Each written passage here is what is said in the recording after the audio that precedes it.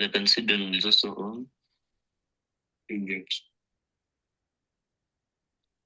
I want to change the name. Hello. Hello, Dr. Jerome. Hello. Welcome. Hi. I'm looking forward to the symposium. Yeah. Philip, is it possible to change my name? I want to change the name. Hello.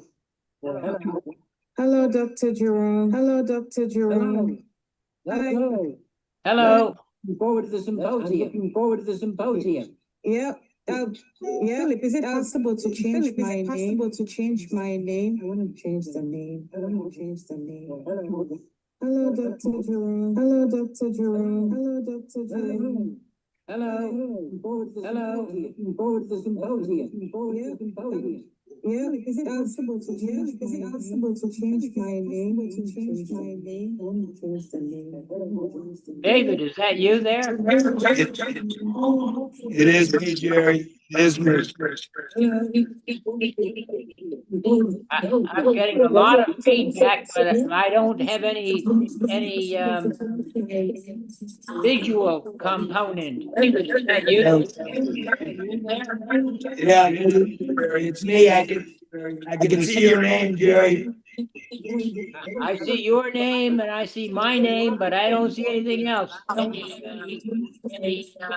Visual.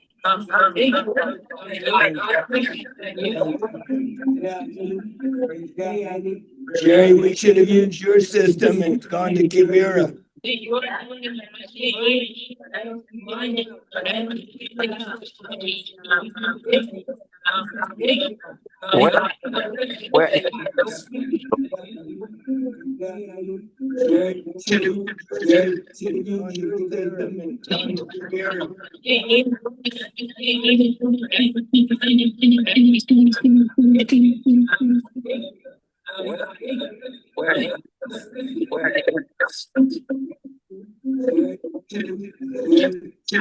I'm still here, David. Not to worry.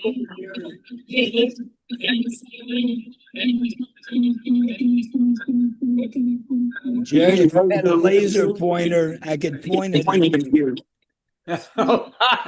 Okay, all the way from Uganda. Yep. Not to worry.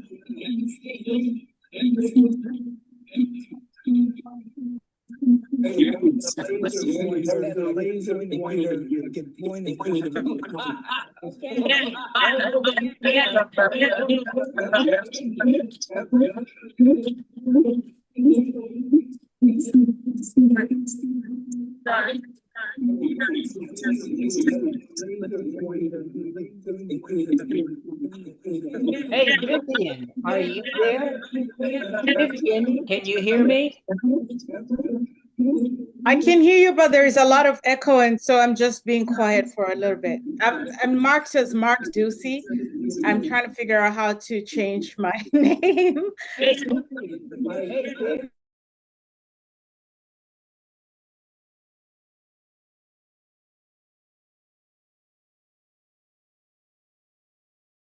A number of participants that are attending virtually. So we're just holding on for them to log on.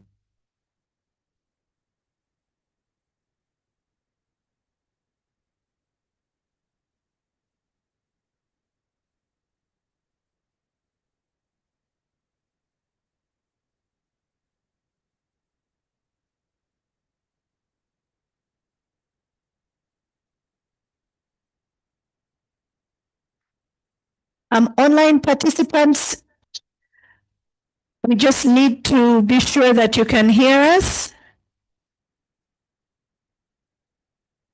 If you can hear us, please indicate that you can using the icon. If you can use the thumbs up icon or the wave icon, if the sound is fine for you.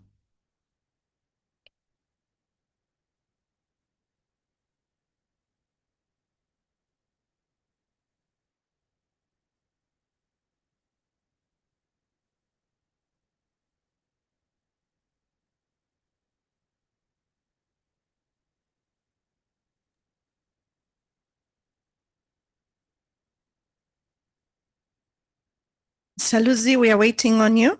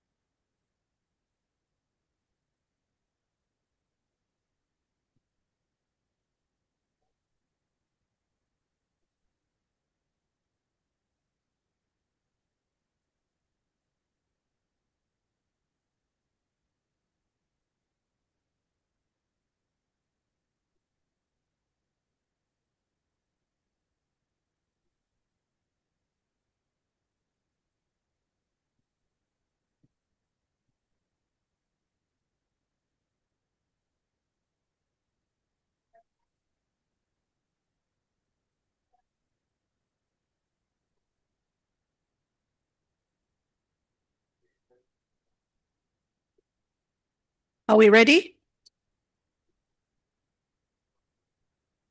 A very good afternoon to everybody. Welcome, members of the Fourth Estate.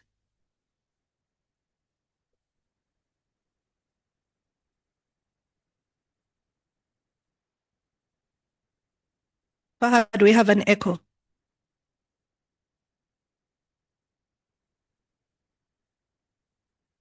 Once again, welcome to the Fourth Estate. Good afternoon to all of you. My name is Margaret Kafero. I'm head of public diplomacy here at the Ministry of Foreign Affairs. And we are honored this afternoon to have an event that symbolizes Uganda-United States cooperation under a program being run by the Uganda Cancer Institute and AFREC, which is the Africa Oesophageal Cancer Consortium. We shall be hearing from them today about a program that they intend to run next week.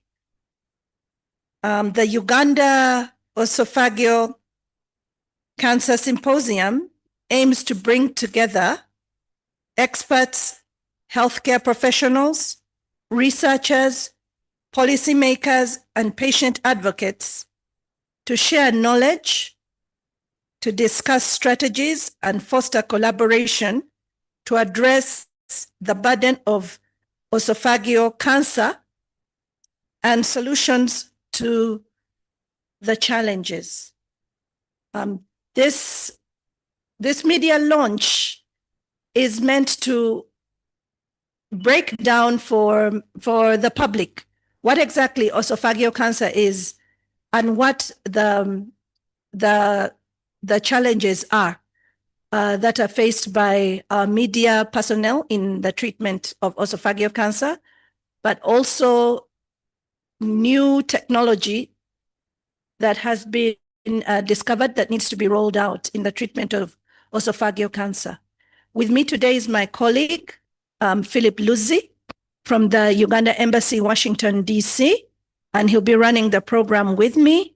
This event is powered by the Uganda Embassy, Washington, D.C., the Africa Esophageal Cancer Consortium, the Uganda Cancer Institute, and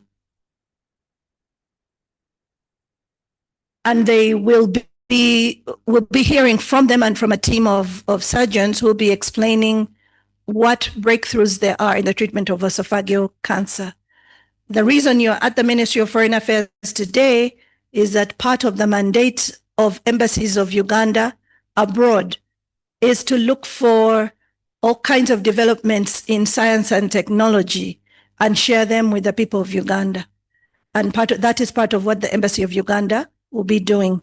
Mr. Luzi will be breaking down for us this afternoon who the different participants are that we shall be hearing from.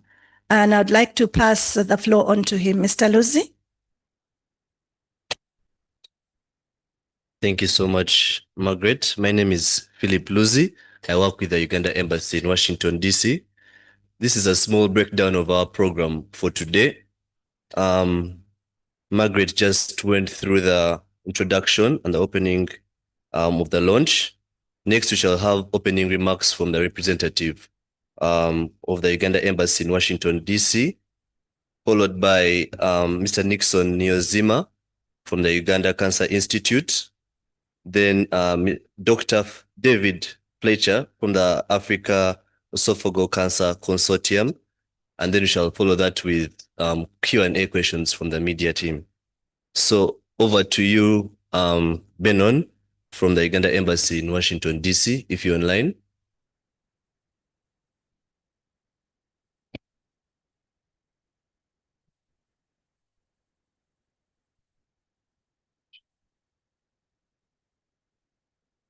Are we able to get Benon online?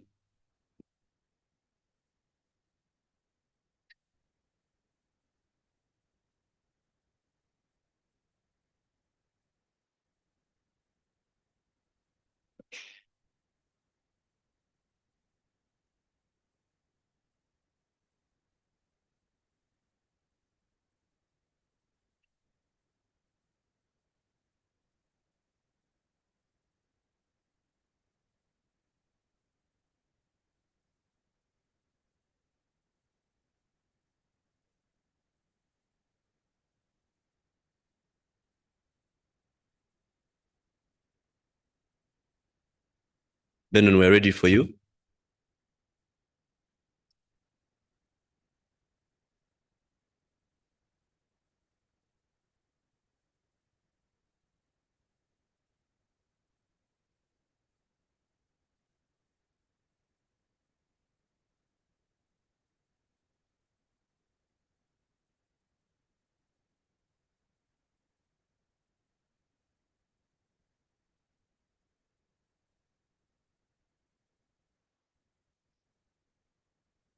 As we wait for Benon to get online, maybe we can try and get on to the next speaker.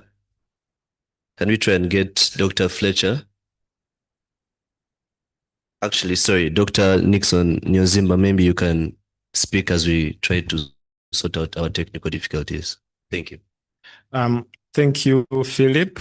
I would like firstly to thank the Uganda Embassy in Washington and the Ministry of Foreign Affairs for stewarding this to ensure that the Uganda Cancer Institute and Uganda in general are connected to partners in the US. I would also, of course, like to thank members of the Fourth Estate who are here. You're braving the afternoon, not listening to the state of the nation to be here with us, and we thank you for that. But also to thank the many partners that we're working with that Margaret has so ably mentioned on this issue. So my job is relatively easy. It's to tell you about esophageal cancer in Uganda. But firstly, before I tell you about esophageal cancer in Uganda, I will tell you just a few general statistics about cancer in general. So as Uganda, we have a relatively high burden of cancer. Currently, we see 36,000 new cancer cases every year. And of these 36,000 new cases, so that's 36 every year. So as you can imagine, every year you're accumulating cases. Those who survive also can become part of the cancer cases. So of those cases, we have only about 20% accessing care at the Uganda Cancer Institute. And additionally, of course, of those 20%, 80% come with stage 3 and stage 4 disease. So we have challenges of access. We also have challenges of information. Even when you tell people about cancer, they need somewhere to go. to get cancer care. We also have a challenge of technology. So when you do screening, when you diagnose people, you need to have the technologies to do the diagnosis, first of all, to do the screening, but you also need to have the technology to treat. So as the government of Uganda, I'm sure you're aware that we have regional cancer centers that we're setting up to address some of these challenges.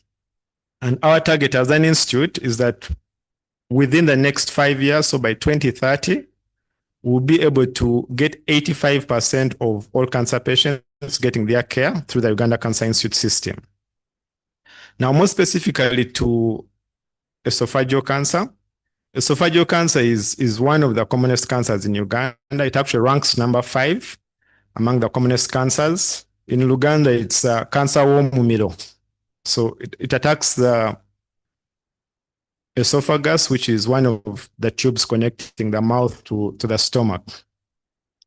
So it's the 5th commonest cancer in Uganda, accounting for about 2,400 new cases every year. Now, esophageal cancer is more common in men, and in men it ranks as the 3rd commonest cancer.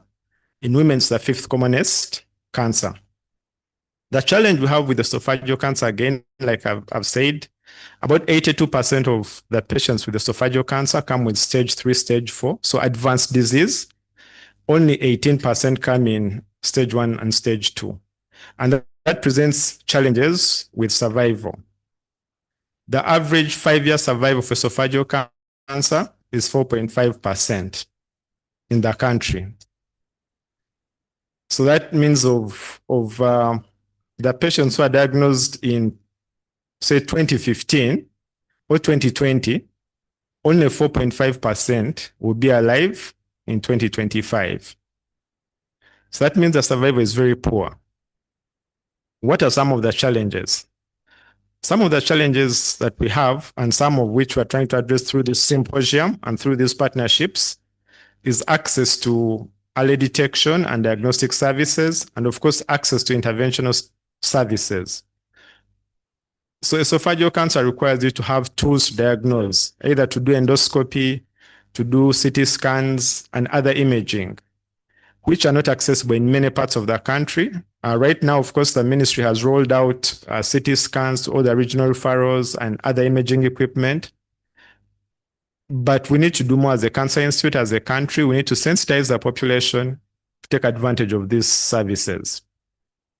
And the importance of partnerships is such that Chabidwa Surgical Center, which is supported by some of the partners here, it's located in Jinja as you go to Jagali.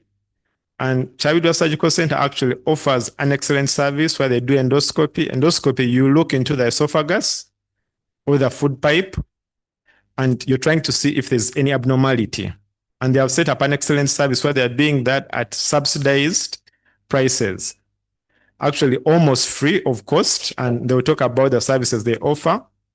But what we're trying to do with these partnerships and these partners who are here is really to look at how we can use technology, how we can use partnerships to improve access to care for esophageal cancer. One of our partners, AFREC, that's Africa Esophageal Cancer Consortium, also brings together other partners and other practitioners across the world to come to Africa and look for interventions. And that's what we're trying to do, work together to find solutions. There's an echo somewhere.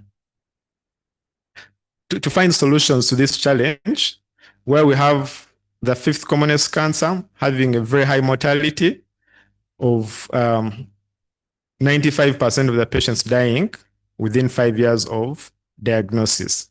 So we need more technologies, we need more partnerships, we need more support. And from the 4th estate, of course, we need to sensitize the public more about esophageal cancer, about how they can recognize esophageal cancer, and about the risk factors. And before I hand over to David, who is going to talk more about esophageal cancer, is really to talk about maybe 2 of the risk factors.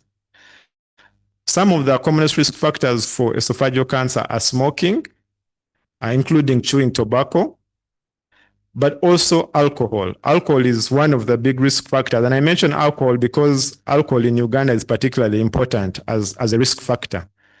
And as we talk about liver cancer, we should also think about esophageal cancer in the same vein. It has a relationship to alcohol, but I believe David is going to talk about a few of these.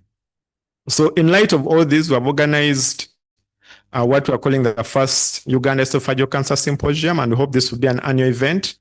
It's comprised of a number of activities. So the first part of the symposium or the workshop is actually a stenting workshop. So stenting is going to happen at the Charidwa Surgical Center. And we have identified patients from across the country who are going to benefit at no cost. And this will be done in Jinja. Stenting, they put a tube. The cancer attacks the food pipe or the esophagus and narrows or constricts the food passage, so you can no longer swallow. And that's one of the symptoms. So when you're stenting, you actually put a stent or a tube that patients can actually use to swallow to eat. But in Ginger, we'll have a stenting workshop. There's a long waiting line for stenting, but the capacity, the skills have been developed in Uganda. So in Ginger, we'll be training people, but we'll also be working on patients so that stenting can happen across the country. And our partners who are represented by David and Vivian, I believe, are some of the people who have contributed to making this possible. So after the stenting workshop, we'll have a symposium on Friday, the 13th at 4 Points by Sheraton and Acacia. And this symposium is bringing together all the stakeholders to actually discuss esophageal cancer. What are the challenges? What are the solutions? Can we work together to improve detection, improve care, improve survival from esophageal cancer? Thank you, and I'll hand back to you, Philip.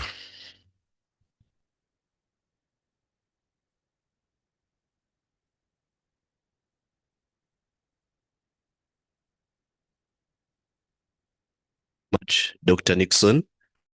I think we have sorted out our technical issue. Let's try and get Benon, a representative from the Uganda Embassy, to give us a few remarks.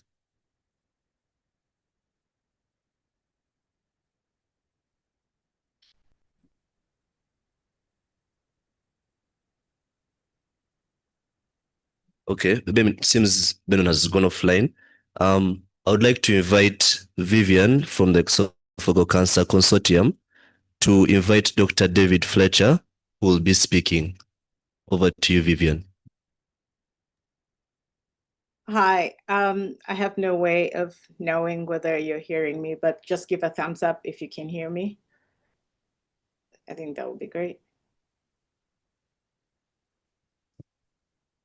Can you hear me? Philip, give me a thumbs up if you can hear me, because you're the one that I can see on the screen. We can hear you, Vivian. Oh, excellent. All right. So, ladies and gentlemen, colleagues, partners, good afternoon. It's afternoon in Uganda. My name is Vivian Kopsinja-Birchall, and I'm so honored to be a part of this noble work. I'm a health communication enthusiast with a graduate training from Harvard Medical School, where I focused on using communication as a powerful tool to not only expose, but also address healthcare blind spots. It is both an honor and a responsibility to speak today as someone whose personal story, academic training, and professional journey are closely tied to the topic at hand. I was born and raised in Uganda, a country where, our culture, resilience, I carry with me every day. And, where my focus really is on advancing knowledge and awareness, and also collaborations to address healthcare challenges. Now, when it comes to the most overlooked areas where stigma, systemic failure can result in avoiding suffering, esophageal cancer is one of these blind spots. So what drew me, before I even bring in David, I just wanted to share a small story. all of us, like we love very, very, we love our culture, we love our way of life, we love our food. So what drew me into the esophageal cancer world was not a scientific journal or a lecture. It was tea. More specifically, my lifelong love for very, very hot tea. So in my family, I was famously known by my sister as Muchala Kabinika. If any of you in the room, love tea, that means I was constantly drinking tea. And this tea had to be hot. If it wasn't hot, I had to, the first question I would ask is, Mulinayo chayayo cha? So it's a habit I've embraced for years. And one thing that brings comfort, one thing that brings comfort and familiarity. So when I learned through AFREC that our network of scientists, that is, that drinking scalding beverages significantly increases the risk of esophageal cancer, now I found myself in a very, very real personal conflict. I have my education on one side, which urged me to listen to the data. And then I had my lifestyle, which resisted this science. So this conflict between science and lifestyle is not unique to me. As Dr. Nixon has pointed out, alcohol is another risk factor. So this conflict is shared by millions of people across our region. It's shaped by our culture norms, our daily routines, and what feels good and familiar. Yet this is exactly where the opportunity lies, not in simply presenting risk factors, but in developing communication strategies, behavior tools, and system-level interventions that help people make informed, sustainable changes without shame and judgment. So, and in our increasingly digital world, technology is a double-edged sword. On one hand, we are seeing all these viral videos on TikTok, on Instagram, Facebook, glorifying the act of consuming very, very hot beverages. There are some famous ones that they are known for eating very hot food. But then on the other hand, technology also gives us tools to educate and empower and shift these patterns. We have AI, which can help us personalize this messaging and so on and so on, image analysis. But we have to turn these tools into impact. Yeah, and we can only do that through engaging media strategically. Health education and outreach strategies have to be woven into our healthcare system.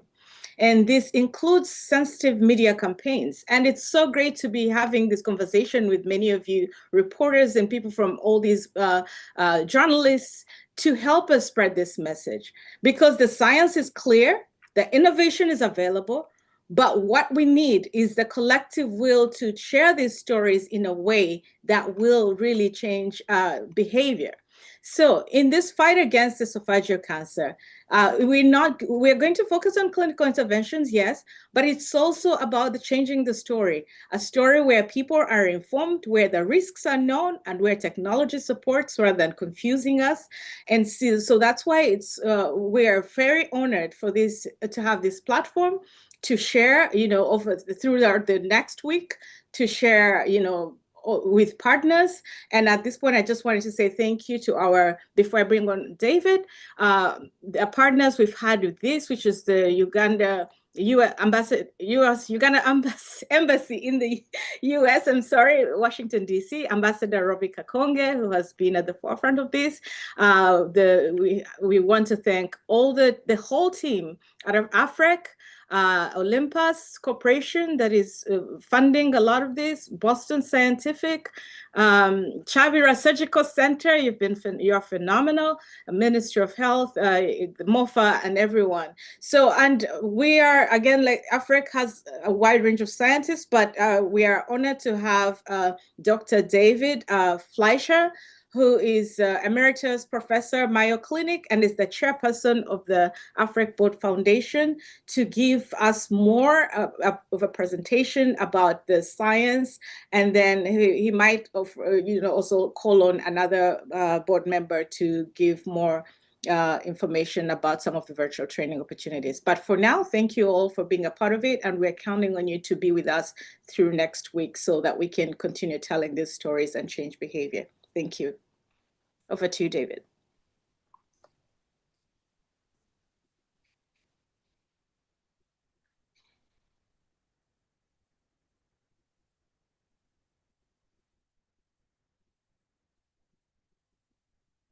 Yeah, thank you very much, Vivian. If Dr. David is ready, we can have him speak. I think he's online. Please unmute if you can hear us. Dr. David Fletcher.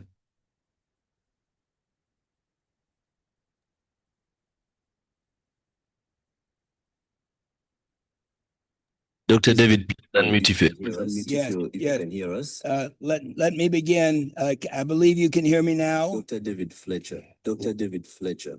Yes. To be clear, can you hear what I'm saying? Yes, we can hear you, Dr. David. Good. Dr. David, unmute if you. Dr. David, unmute if you hear us. Right. Let me begin. Let me begin. Hear me now. I believe you can hear me now. Dr. David Fletcher. Dr. David Fletcher. To be clear, can you hear what I'm saying? Can you hear what I'm saying? Yes, we can hear you, Dr. Yes, we can hear you, Dr. David. Right. Yes. Yes. I want to begin by making two important points. The first point is to thank Ambassador Roby. Yes, we can hear you, Dr. Yes, we can hear you, Dr. Yes, we can hear you, Dr. To thank Ambassador Roby. I want to begin by making two important points. The first point is Ambassador Roby.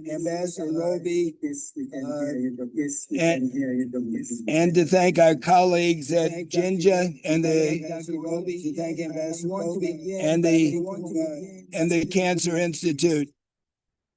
I'm going to speak even though there's some background noise, assuming that it is coming clear. If it is not clear, please let me know by sending me a text. The first part to mention is that I'm part of a group called the African Esophageal Cancer Consortium.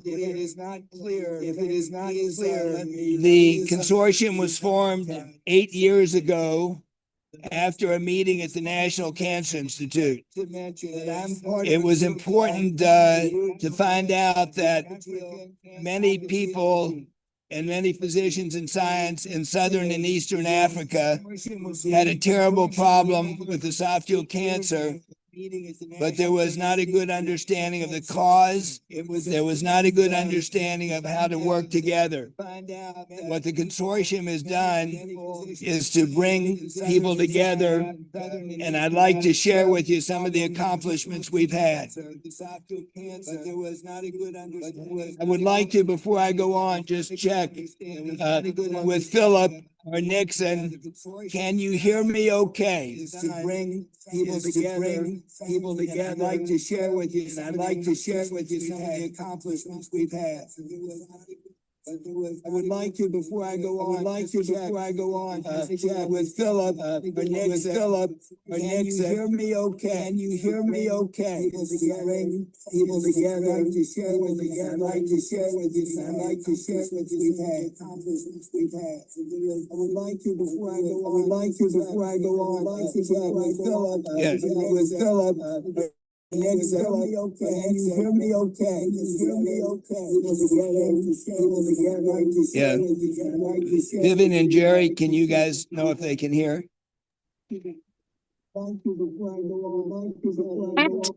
Dr. David, you've got Yes. if your phone is, we need you to turn off one of your microphones. We're getting feedback. David, I think you have more than one open. If that's so, you have to switch off one. That's why you're getting that feedback. Yeah. Dr. David, you've got if your phone, we need you to turn off one of your microphones. You're getting feedback. David, I think you have more than one open. You have to switch off Is one. this better now? Is this better now?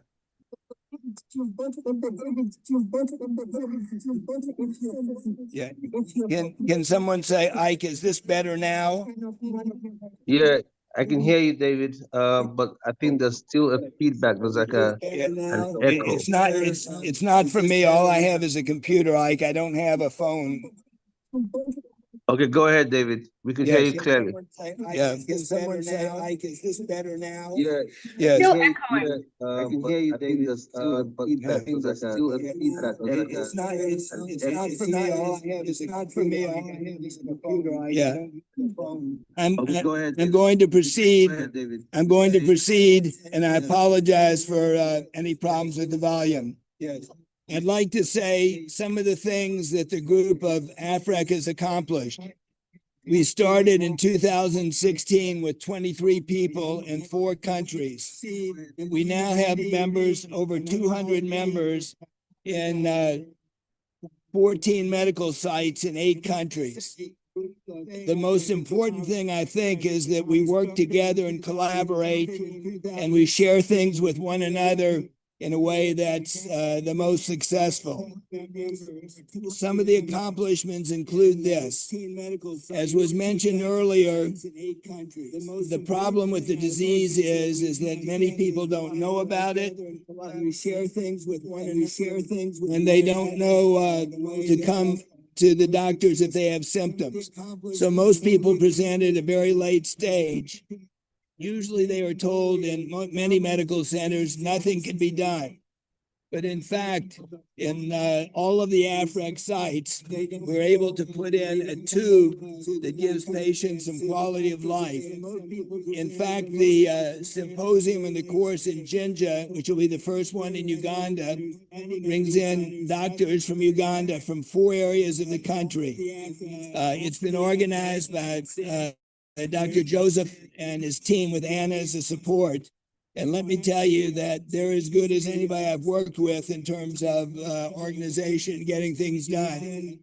We have about 50 patients scheduled who will be considered for treatment with stents.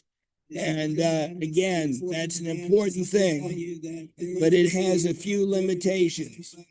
As good as it is for now, we really won't be happy until we find a way to prevent the cancer or to cure the cancer.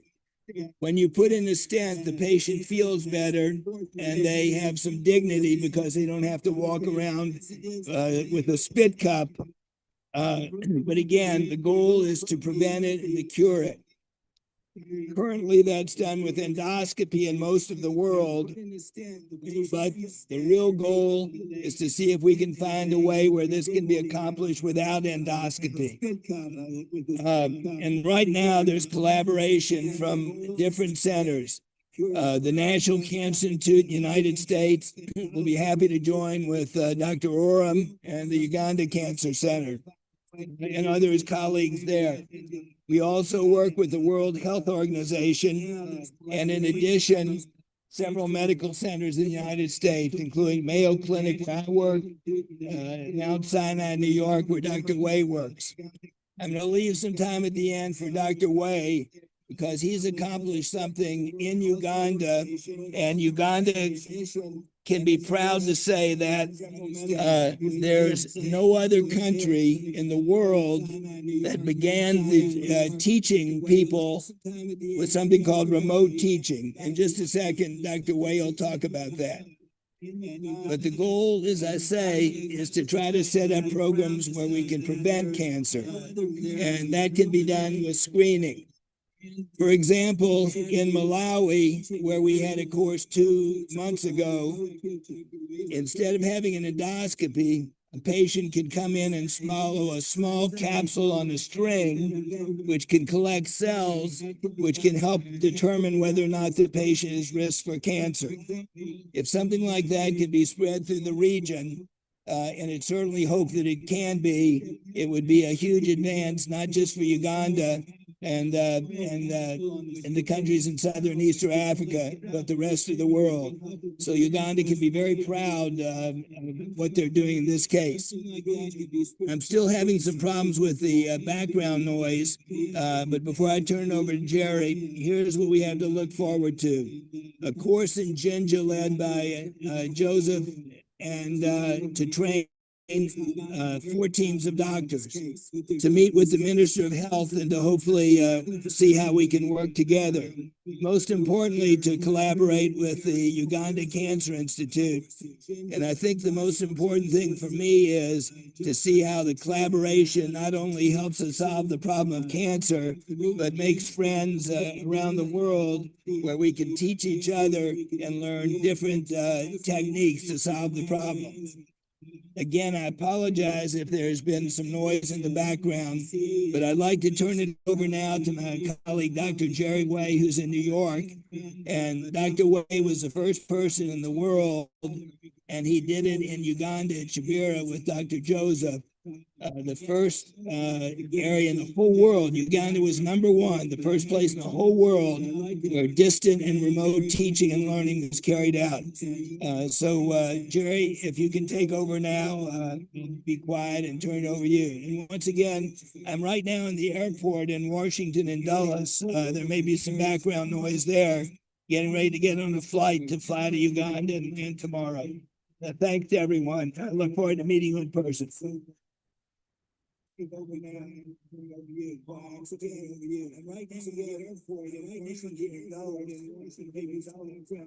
Thank you, David. I'm pleased to join this symposium and to be able to discuss the whole topic of remote endoscopy training. As you know, there was a lot of remote medicine going on. I'm pleased to join. And the type of remote medicine is sort of classroom teaching, teaching facts and figures, but we are able now, for the first time, to be actually able to teach endoscopic techniques remotely. When I was in Uganda, we taught 6 surgeons how to manipulate an endoscope. That was how to turn the dials, how to use the suction water controls, and how to actually steer the instrument. The instrument is a long, flexible tube that we put down through the mouth into the esophagus, and it has a camera on the end that allows us to see the passage as we advance the endoscope through the mouth and esophagus into the stomach and then into the intestinal tract. I taught 6 Ugandan surgeons how to manipulate the scope, and when I came back to New York, I was able to use an on-site camera. We have a camera in Uganda at the Kirabira Surgical Center. The camera actually is aimed at the patient's mouth and at the hands of the operator. Another camera is actually at the tip of the instrument and shows us exactly what is going on as the instrument is being passed through the mouth, into the esophagus, and down into the stomach. So we have 2 views. One view of the operator's hands and one view of the instrument, of what the instrument is looking at. And actually, we have very rapid communication. That is, there is no lag from what I say and what Dr. Joseph in Uganda hears, and we communicate back and forth instantaneously. So I was able to be in my office in New York and actually communicate with Dr. Joseph 7,000 miles away. I could see what his hands were doing, and I could say, give a little more air or take some air out, turn the instrument to the right, use the dial controls up and down, and I could actually see what he's doing with his hands, and as it affects the instrument, because we have another view of the output of the instrument itself. So for the first time, we're able to actually take someone through an entire endoscopic procedure. And the magic of the internet is that it's just as if I'm standing beside the operator in Uganda. And it's very similar to me being in the endoscopy room at Mount Sinai, where I do a lot of teaching and I stand next to an operator and I can see the operator's hands, I can see the scope output and know exactly how the student is manipulating the scope. And I tell the student, turn a little bit to the right, use the air, take out some air, and there's instant communication.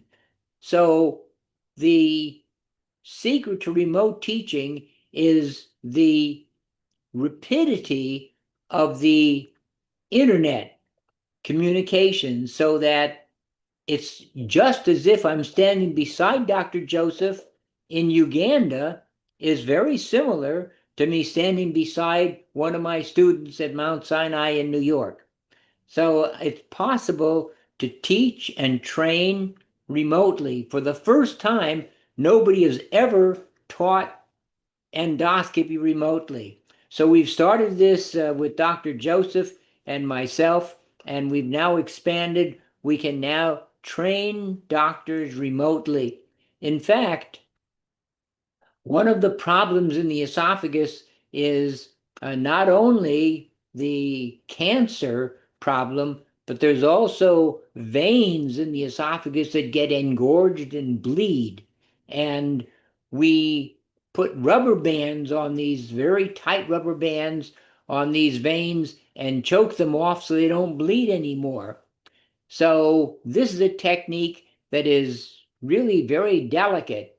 And we were able, for the first time, to teach esophageal banding techniques to Dr. Joseph from New York to Uganda. This was a remarkable feat because Dr. Joseph had never seen these veins in the esophagus before. This is the first time he encountered them. We were able to know that a patient was coming in the next week. So we were able to have Dr. Joseph have a kit that allows us to put these esophageal bands on. He had a kit and we had a kit here in New York. And as we both opened each kit, we could explain to Dr. Joseph exactly which instruments we could use, what we were going to do with them, and how to affix them to the endoscope. So we were able to do this remotely, and Dr. Joseph was able to actually put the rubber band on a surgical glove that was blown up to look like an esophageal varix. So he banded all 5 of the fingers successfully, and we were able the next week, when the patient came in, to use the knowledge that we were able to teach and train in the dummy session the week before. So we were able to use that knowledge to actually affix the banding mechanism to the endoscope, go down the esophagus in the very live patient, find these very big veins, and have Dr. Joseph put these rubber bands on the veins and stop the bleeding. So we were able to teach advanced techniques remotely. It's all because of the action of the internet and the ability to rapidly communicate back and forth. And like I say, it's just as if we're standing beside the operator, although we're 7,000 miles away. So this is a marked advance in technology, and we're using it to further inform doctors on how to do procedures from far away.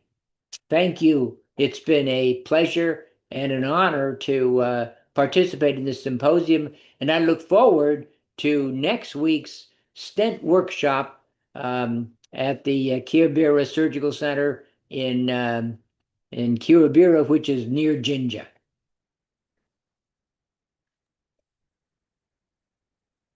Dr. David and Dr. Jerome for that illustrative description of the process of working on esophageal cancer. We also thank you for the work that you're doing to fight esophageal cancer in Uganda. We look forward to seeing you when you come to Kampala. Next, I think we are ready to have Benon from the Uganda Embassy to give us a few remarks, and then we shall have the Q&A session. Thank you.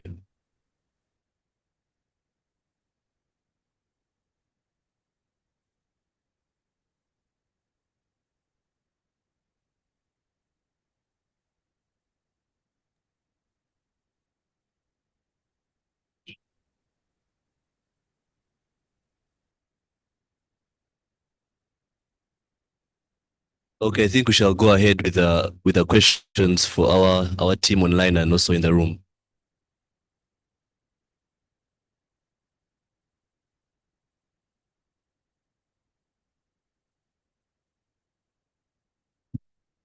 My name is Walter Mwesije from NTV.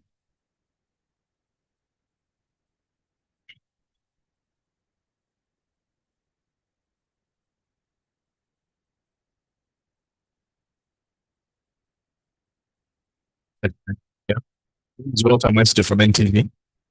I'm interested in hearing about our local capacity to treat and manage this particular cancer, esophageal cancer, and what resources we need to expand the service here. And this is for you, Dr. Nixon.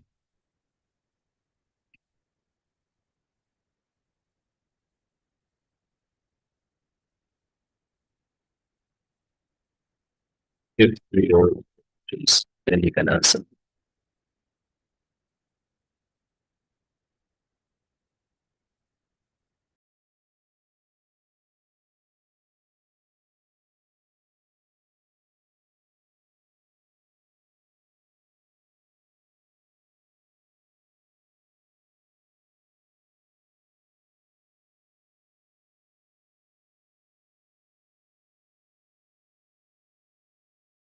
From Walter. Still waiting for other questions. So Walter has asked what resources do we need as a country to expand care for esophageal cancer? I'll start by saying that care for esophageal cancer is multidisciplinary. So you need a broad team, you need a lot of equipment and technology. But for Uganda as a country, mostly to expand care, beyond Malago, beyond Kampala. Like I said, 82% of our patients come with stage 3 and stage 4. So the first is to ensure that we're able to sensitize our population. We're able to do screening and early detection closer to where the patients live.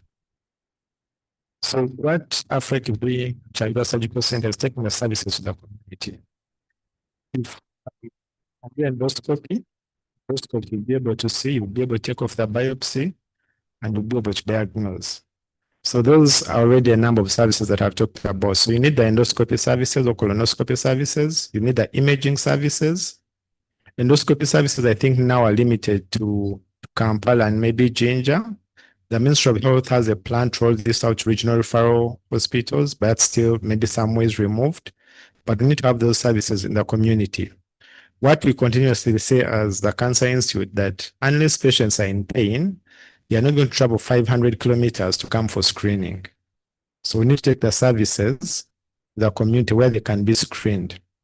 But taking the machine alone is not enough. You need to have trained endoscopists, and those can be surgeons or physicians. So you need to have qualified health workers. You need to have nurses that are trained in these procedures. But you also need to have pathologists and laboratory technologists and technicians to interpret these tissues. So that's on the diagnosis part. But again, Once you diagnose, you need surgeons if it's surgically resectable, if you can operate and remove the tumor. So you need very qualified surgeons. You need, if you can't, of course, operate, you still need the people who are going to do the stenting. Again, in Uganda, because majority of our patients are stage 3, stage 4, you find that most of these interventions are not curative, but rather palliative. You're trying to improve quality of life and prolong life. You're not curing. But also, one of the mainstays of treatment for esophageal cancer is radiotherapy. We currently have 8 radiotherapy machines at the Uganda Cancer Institute, but even those are not enough, and they are only at Mulago. So we need to also spread radiotherapy across the country so that we get all these people that need radiotherapy. You need surgeons, you need physicians, but most of all, even this endoscopy that we're talking about needs to be spread across the country. For the interventions for the stage 3, stage 4 cancer, you need surgeons across the country, but you need a multidisciplinary team to be able to do this. But even within Kampala itself, within the public facilities, I think there are only about 3 or 4 hospitals that have endoscopy machines. The private sector also has a number of endoscopy machines, but you need people. And even these endoscopy machines need to be affordable. So for I think the cheapest endoscopy in Kampala is at Mulago Hospital, which is about 400,000 Uganda shillings. How many average Ugandans can access? This is just to look and see and maybe take off a sample. So we need to have more services, more affordable, more accessible services across the country. And we can only do this through partnerships, both private and public sector partnerships. Thank you.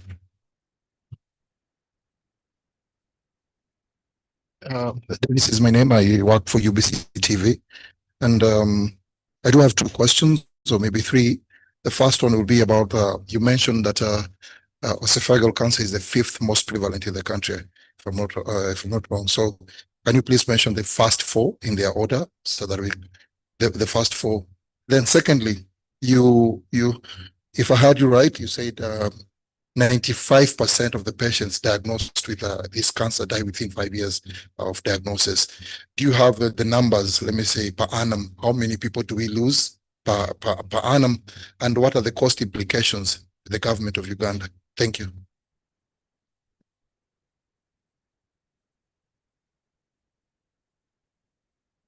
Thank you, Dennis. You ask a very interesting question. So the commonest cancers, again, in Uganda, one is cervical cancer. This one we all know. Yes, that's the first, cervical cancer. Then we have prostate cancer. So you have men, you have women. You have women, you have men. Then you have breast cancer, which affects both men and women. Of course, 90% of breast cancer is, again, women. You have Kaposi's sarcoma, which is an HIV-associated cancer. This used to be the number 1, but has gone down as people have had access to antiretroviral therapy. But again, by far, cervical cancer is the commonest cancer in Uganda. Again, to emphasize that cervical cancer is preventable. There's a vaccine, there's early screening and detection, and there are interventions even when you detect it early. But again, we receive more than 80% of our women with stage 3, stage 4 cervical cancer. Like I mentioned, we have about 2,400 new patients with esophageal cancer in Uganda every year. And the 5-year survival is 4.5% in the country. I don't have the 1-year estimates, but we can get those. But we usually look at the long-term survival, but we have 1-year survival, so data from the Cancer Institute, and I'll be able to provide that. But grossly, it's, again, late-stage presentation and poor survival in the country. Yeah.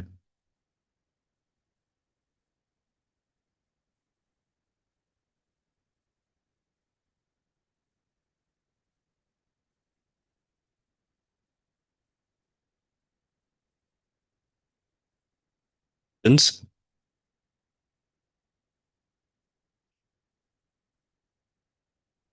Do we have any comments from our speakers online on some of the questions that have been asked?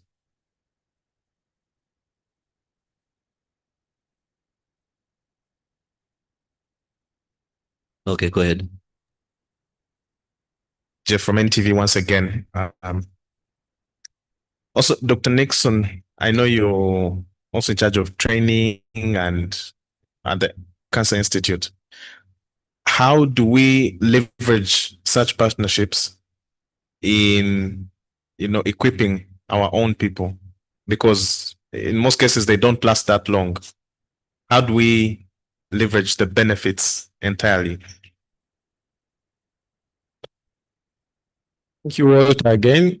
I'm glad Dr. John is still online, but our focus again is ensuring that we can build local capacity to do these technologically important interventions. So Joseph, who is, I think, who was online a short while ago also, was one of the beneficiaries of this training. Now, during this symposium that we're going to have next week, we're also training regional teams. So we'll have a team from Northern Uganda, a team from Eastern, a team from Central, and a team from Western. And we're saying teams because it's the doctor, the nurse, basically the whole team that can do the entire intervention or the entire procedure. These are Ugandans. And additionally, the Chabidwa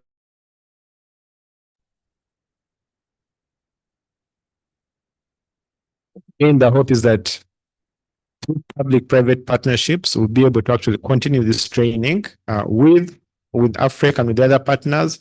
But even within Uganda, because the equipment is in Uganda, now we have trained trainers. So trainers of trainers.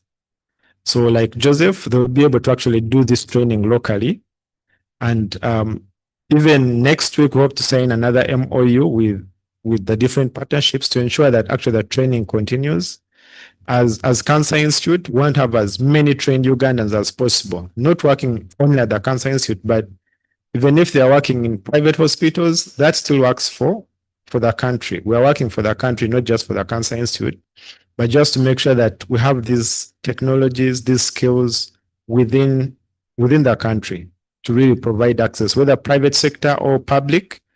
Our goal is to ensure that these skills are available, and training is actually deeply embedded within the symposium and within the partnership. And the training is happening locally, partly because it's cheaper, but also to avoid some issues of brain drain, as you're aware, but to ensure that we retain our skilled workforce. I would like to make a note that training for endoscopy is not a 1 day or 1 week procedure. In the United States, where we have a 3-year gastroenterology fellowship, the fellows learn endoscopy over a 3-year interval. And during that 3 years, they're always accompanied by an endoscopic trainer. So there's always a trainer right next to the endoscopist who is being taught how to manipulate the scope. So it takes 3 years over many, many sessions to be able to train doctors on how to do endoscopy. That's the training is always a 1-to-1 ratio. That is, you can't train a whole bunch of doctors how to do endoscopy at the same time. You can show them how to manipulate the air button, the water button, and the controls, but to actually steer an instrument through the twists and turns of the intestinal tract takes a long time, and it's not a rapid learning procedure. So for us here in Innsbruck, we were able to take a doctor who never had an endoscope in his hand and take him through to the point where he's now done over 1,000 procedures successfully by remote training. But training has to be done. The power of the endoscope is just enormous. we have been able to bring now endoscopy to an area of the world that never had access to endoscopy. Training has to be done. The power of the endoscope is just enormous. We have been able to. So the fact is that we can now train doctors remotely. It still takes a long time. It takes many months of day-to-day training in patients in order to be able to have somebody become competent to use the endoscope. Now, the endoscopes are very expensive. One has to realize that right now, with a special package from Olympus, we can purchase an endoscope for about $40,000. The light source and the projection equipment is another $10,000 or $100,000. So in order to get the actual working station behind the endoscope costs $100,000. The endoscope itself, $40,000. So these are not inexpensive equipment. This is really sophisticated medical equipment that has a lot of video electronics tied up in the production of an image for transmission. So endoscopic capability is expensive, and one has to realize that not every place can afford an endoscope. Although we can train remotely, the doctors need to have the basic equipment, and many hospitals and clinics do not have this equipment. And if they have the equipment, remember one thing, that the equipment is being used on patients. It has to be sterilized. It has to be disinfected before it's used again. And this process of disinfection results in, and daily use, results in broken instruments. If you drop an instrument, the tip may break. The water can leak inside the instrument. All sorts of things can happen to the instrument, and they need to be repaired. So many places throughout Africa have endoscopes, but they're not being used because they're broken and they can't be repaired, or they cost too much to be repaired. So there's not only the initial expense of purchasing an instrument and the light source and transmission equipment, but also one has to figure in repair costs. So the cost of doing endoscopy is expensive, and it's something that ministries of health throughout the world are grappling with to be able to supply the necessary equipment to do endoscopy. David?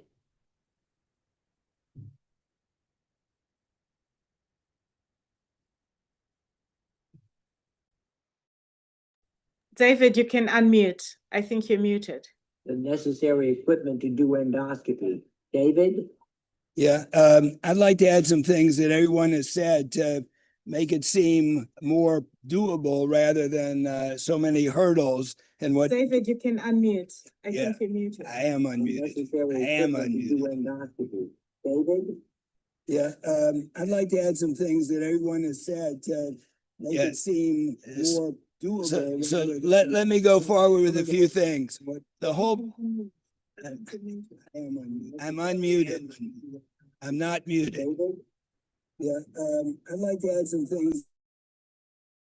Make it seem more. Can you hear me now, Vivian? Let me go forward with a few things. Yeah. So let me say a few things to hopefully add some light and some positivity to this.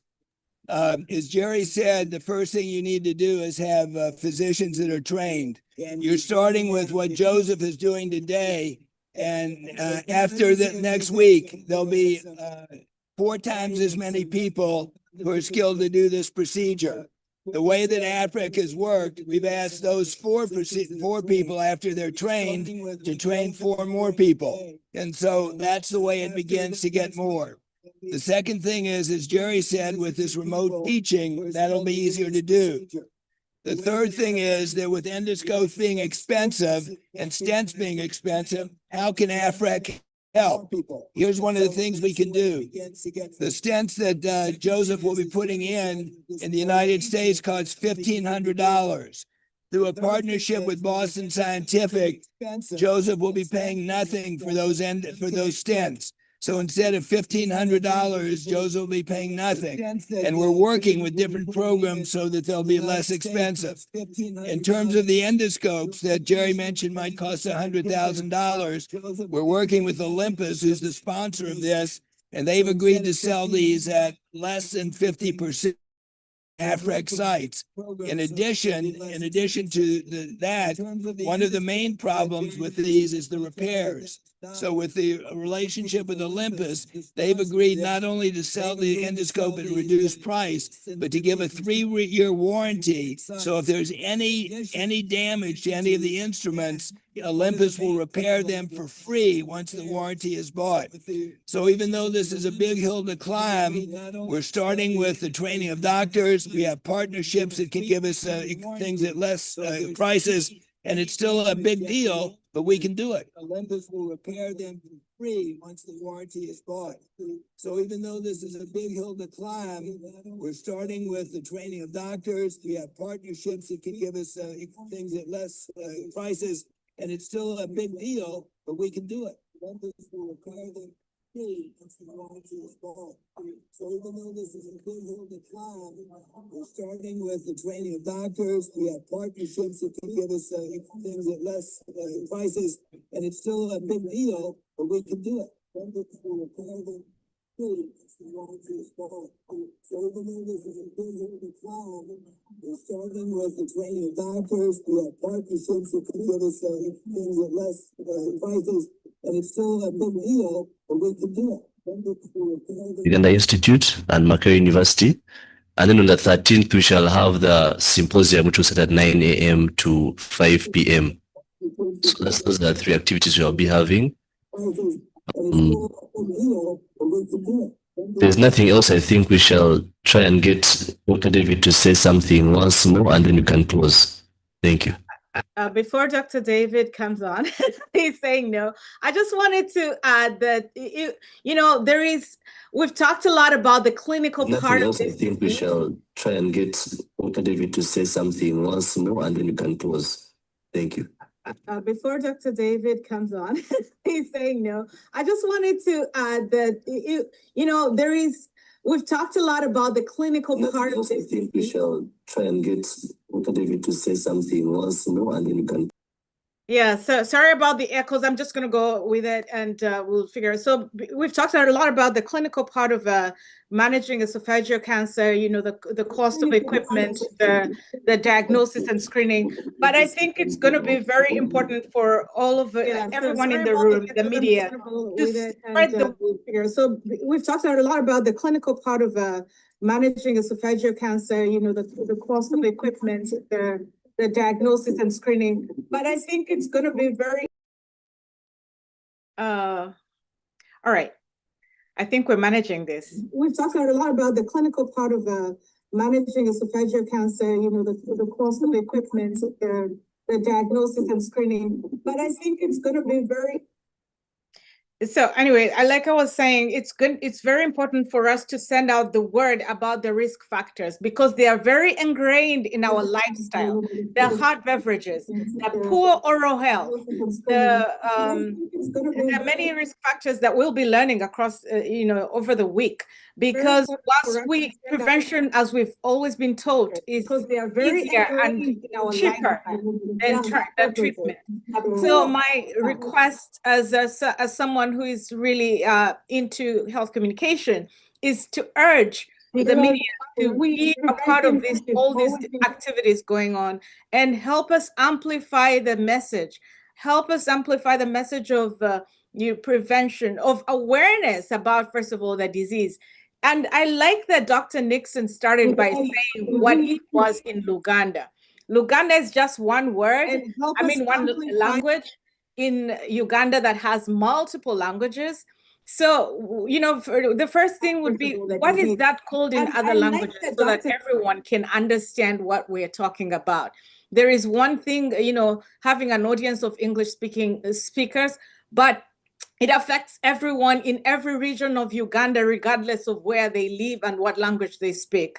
So again, let us spread the word about what esophageal cancer is, translate that word into our local languages, and then come join us through the week and translate everything that is happening, everything that is being said in ways that our Ugandan community will understand, so that we leave no one behind.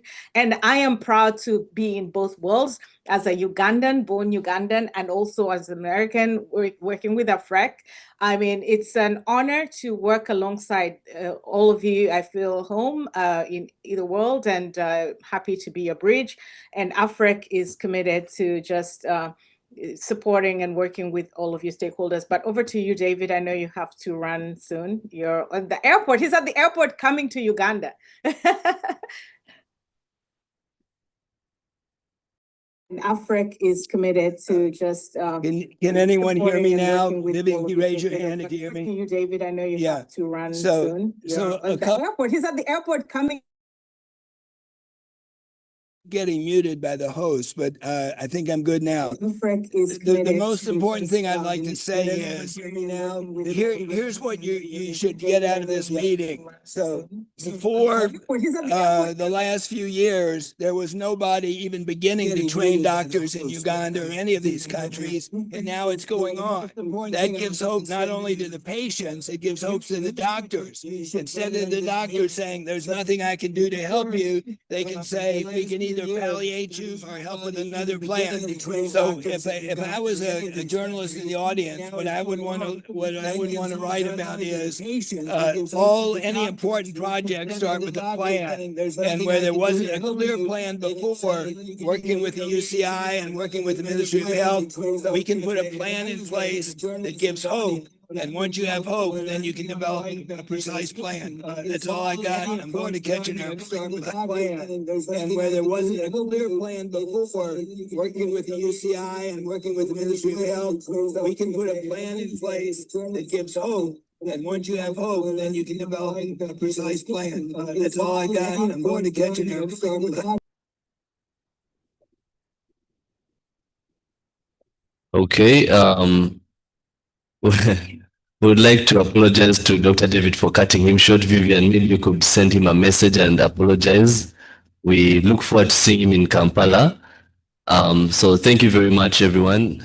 Have yourselves a good evening. We have some refreshments at the back for those who want. Thank you. Thank you, Philip, and everyone organizing.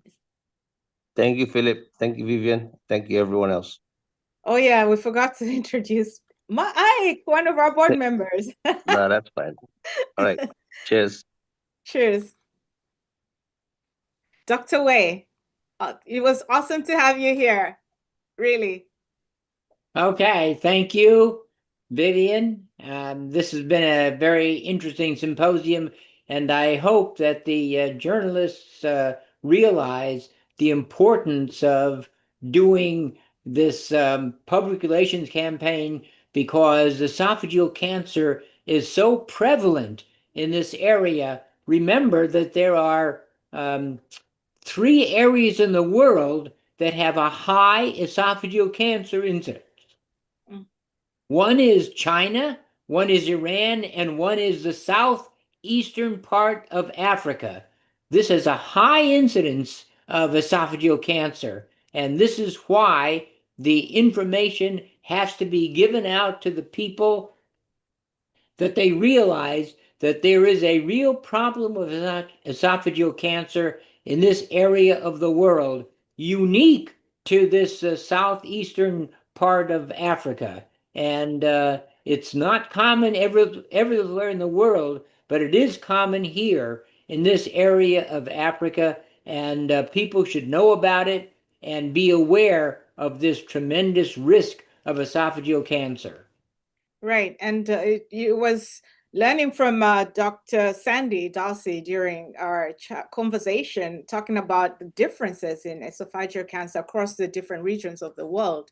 So I think it will be great for our community to learn about these and also the factors that contribute to, to the cancers in the different parts of the world. There are different kind of causes depending on where one lives. But yes, thank you. Thank you so much for everything that you are doing. And I'm excited to see you virtually train people in Chavira during the week.